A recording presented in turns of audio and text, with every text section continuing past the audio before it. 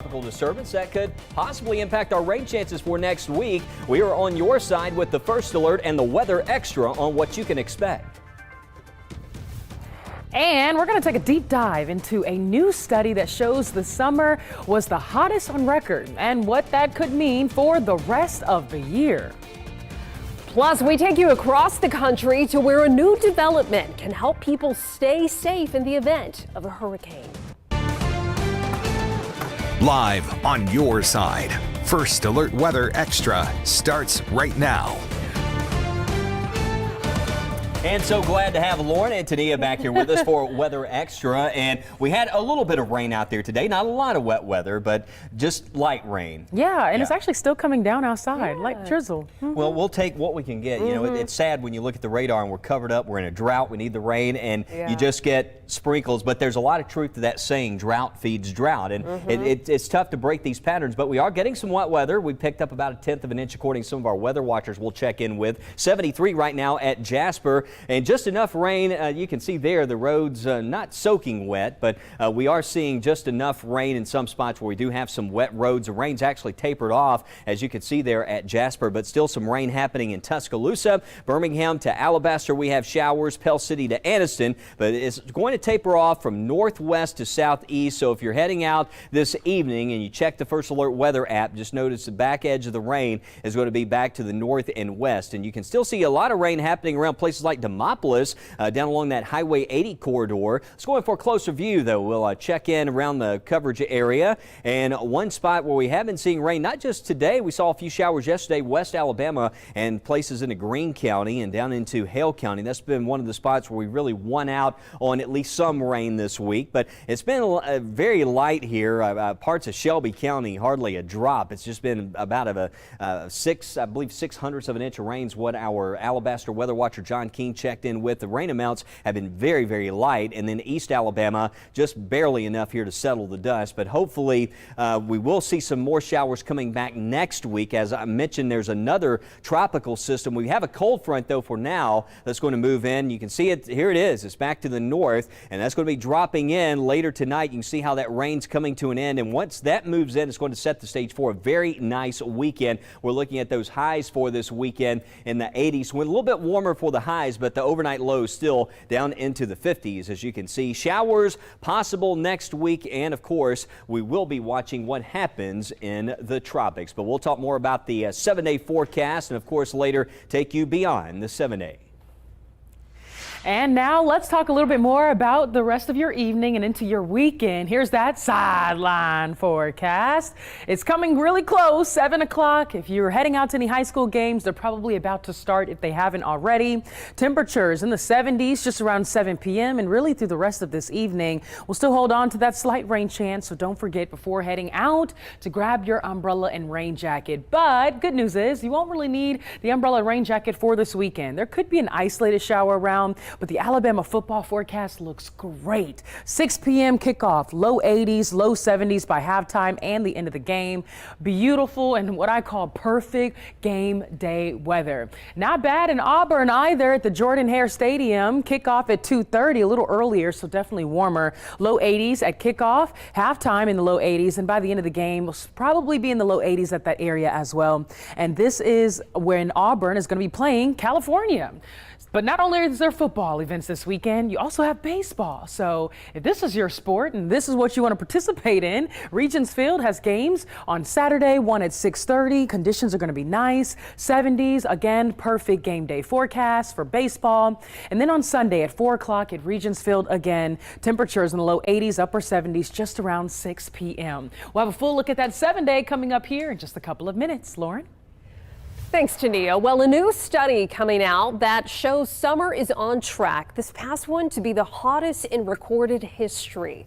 According to new data from the Copernicus Institute, meteorological summer, which runs between June and August in the Northern Hemisphere, was the hottest on record since 1940. Last month in the Southern Hemisphere, Australia broke its national record for the hottest day, with, get this, temperatures reaching nearly 107 degrees Fahrenheit, and that was technically their winter. Astronomical summer officially comes to a close on September 22nd this year.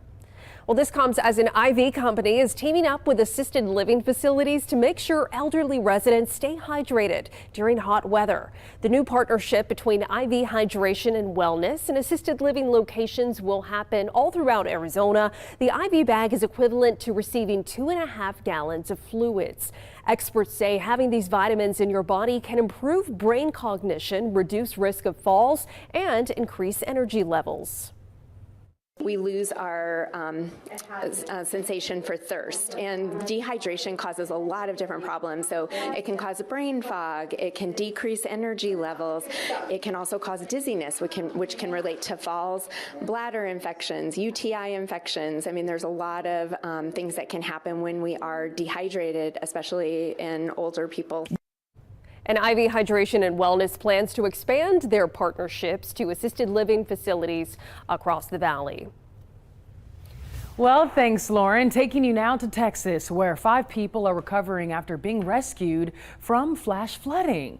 Check out this video that shows people in a tree as they waited to be rescued from the fast-moving water. Firefighters say 3 men, a woman, and a 3-year-old were stranded after their pickup was swept away during storms earlier this week. Using a rope, firefighters sprung into action and pulled all 5 of the people to safety.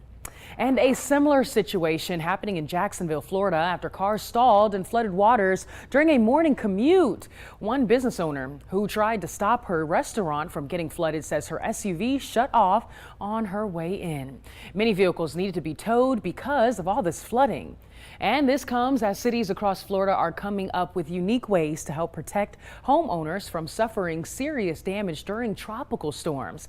A new hurricane resistance home has hit the marketplace. Fox Business correspondent Ashley Webster is in Boca Raton, Florida, to show us what the house is made of. We are in the middle of the hurricane season. So far, so good. But certainly here in South Florida, we know what damage a strong hurricane can do. And that's why this home that's just come to the market is getting a lot of attention. It kind of resembles a bit of a bunker, but the difference is in the construction. Instead of pouring concrete, they use what is called ICF, insulated concrete form. It's kind of like Lego bricks that are built on top of each other, and the end result is a very strong home. Take a listen to what the developer says. But instead of, pouring the concrete every 4 feet, it's actually poured all the way throughout the home. And there's vertical rebar and horizontal rebar that's put in place every 12 inches. So essentially you're building a bunker. So we have a sturdy home, but also we have things like impact windows, which can handle flying debris up to 200 miles per hour. You can see how much these windows provide not only protection, but also insulation. And it also helps with insurance costs. Insurance and getting home insurance in Florida has been an issue, but a home like this, and you'll be able to get insured. They're looking at the cost of completion and the cost to repair. So this type of quality is sure to have an impact on the cost of insurance versus something that wasn't built to the same standards or a home that isn't as new. But storm protection doesn't always come cheap. This home is listed for $6.85 million. 5 bedrooms, 7.5 baths, nearly 7,000 square feet. But it certainly could provide a blueprint for the future when it comes to hurricanes and surviving the storm. In Boca Raton, I'm Ashley Webster for Fox Business. Back to you. And in 30 seconds, we take a quick check on those sprinkles around for your Friday evening and update you on where we are beginning to see just a little bit of those fall colors. We'll be right back.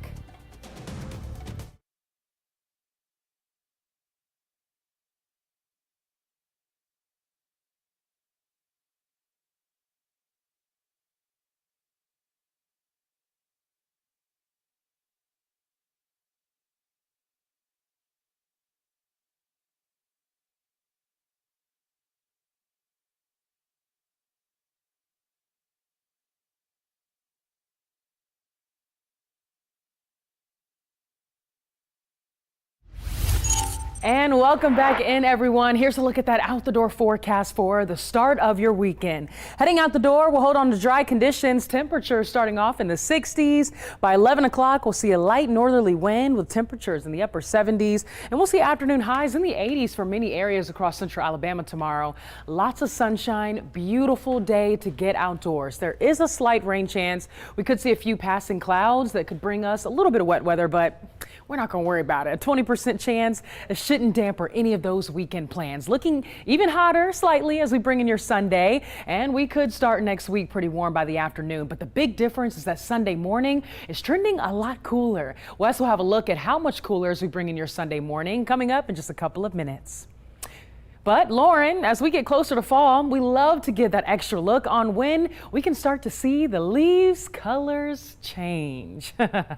Yeah, that's right, Tania. So why don't we go ahead and pull up our Max computer here in the studio so we can give you a full view of when we could begin to see some peaks of those fall colors changing. So right now, if you look outside, still looks pretty green, but we are beginning to see just a few spots where there is a little bit of a change. So as we go forward in time here we go into next week, and you can see still a lot of the fall colors are more concentrated up in the Rockies at those higher elevations, in the upper Midwest near the Great Lakes, and then some in the southern Appalachians. But as we look ahead in time here we are looking at late September. You'll notice some of that color beginning to creep into northeast Alabama a little bit. So by then we should begin to see possibly some minimal coverage with fall colors. And then as we get further into October, you notice some of those colors begin to become a little bit more vibrant in central Alabama. I would say by mid-October, we should at least see some partial coverage. And it's really,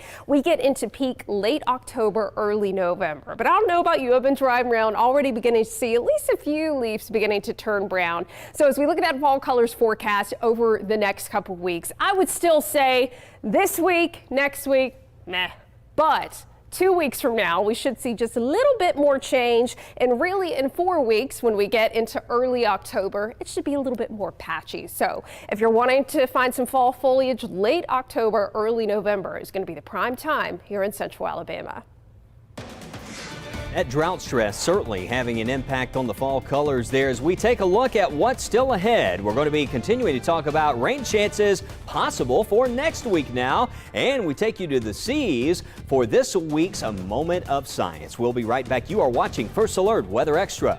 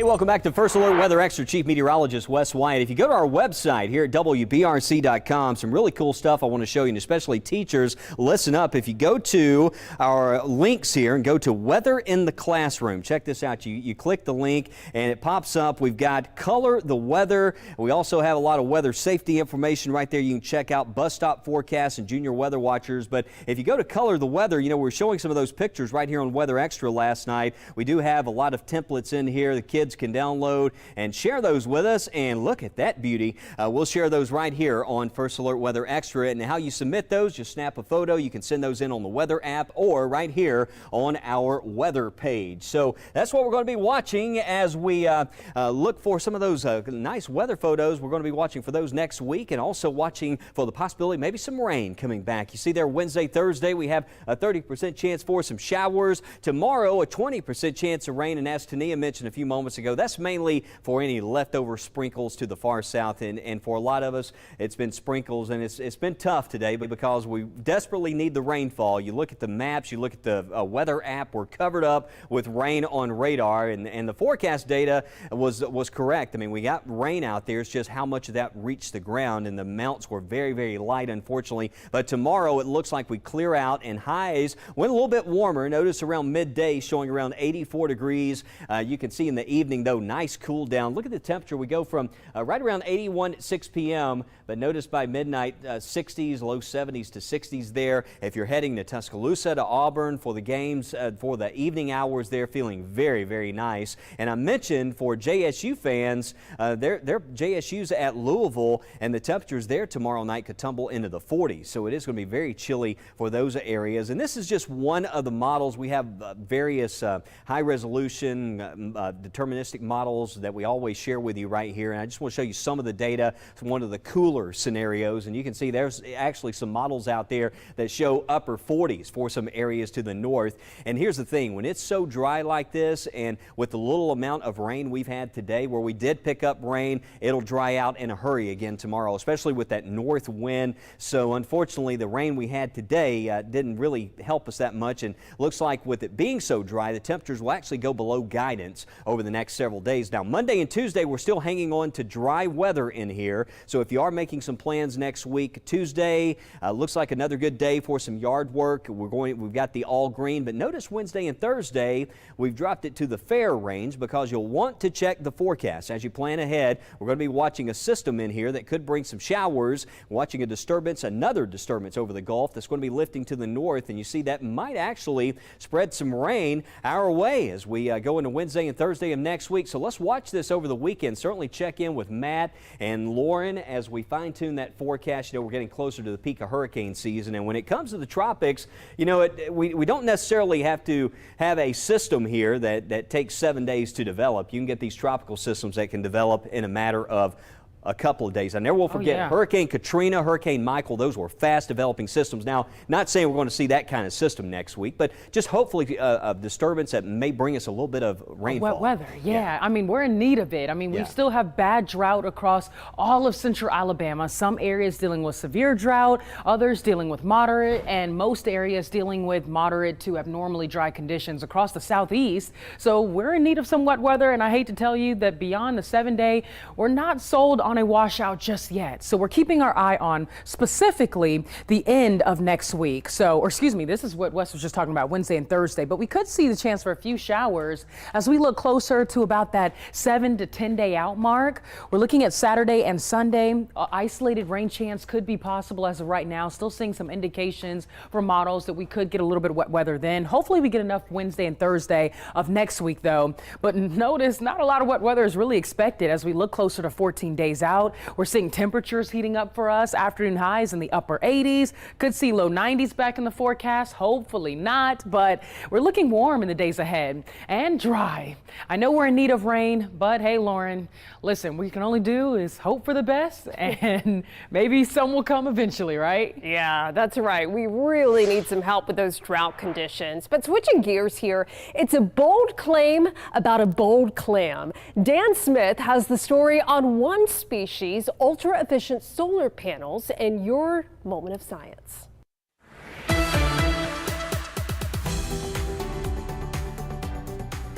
From the depths below to the sky above, nature is full of dazzling displays, but there's one near the equator that has some researchers fascinated and a little baffled. It was such like a wacky puzzle. Why is this giant clam iridescent? It doesn't mate.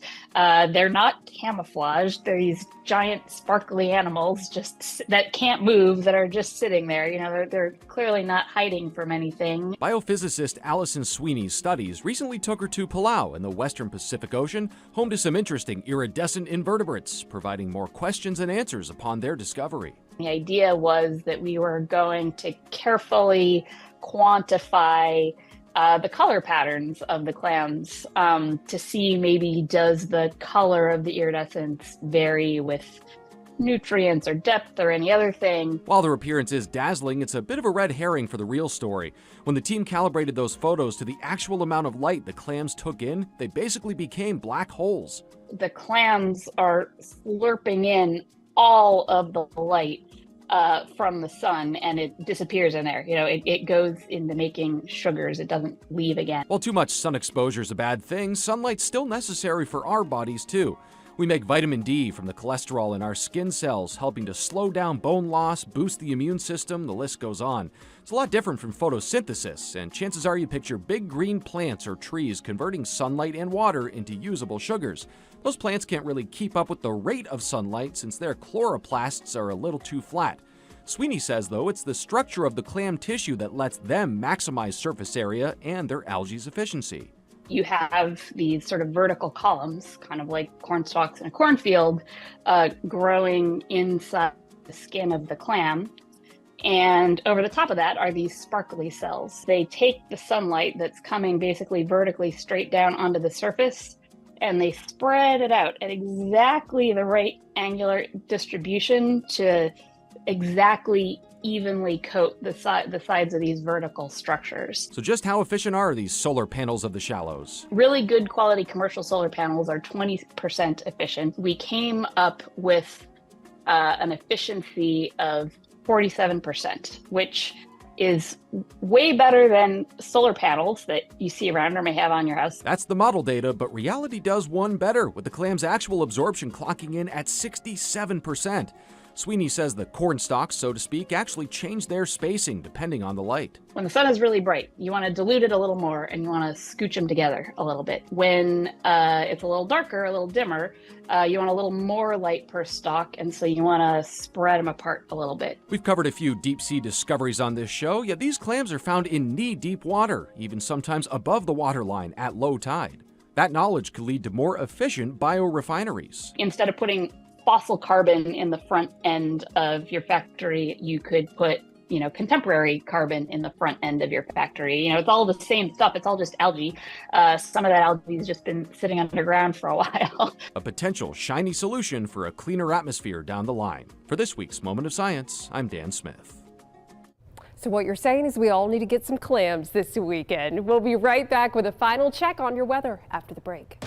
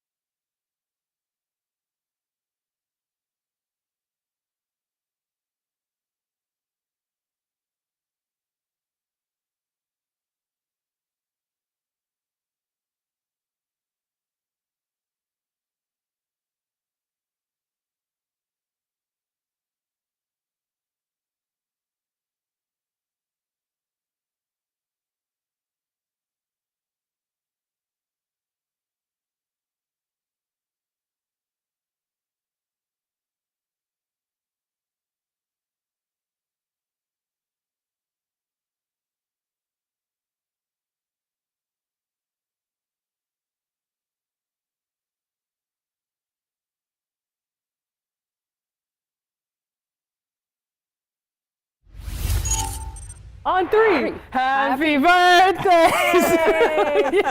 So tomorrow. Surprise! Yeah. Surprise! Wasn't expecting that. Yeah. Thank you so Yeah, much. we've been planning that for a while. Yeah, we were. So tomorrow is a very special day. It was the day our very own chief meteorologist Wes Wyatt graced us with his presence on Earth. Oh, Yes. well, thank you guys so much. And Have a wonderful 25th birthday. well, yeah, 25. Man. I'll tell you what. What you know, skin it just- cream are you using? Right, we need to use that. Yeah. Well, it's it's doing the weather. It just keeps you young, Okay. right? So- Something tells me that's nothing. See y'all this evening.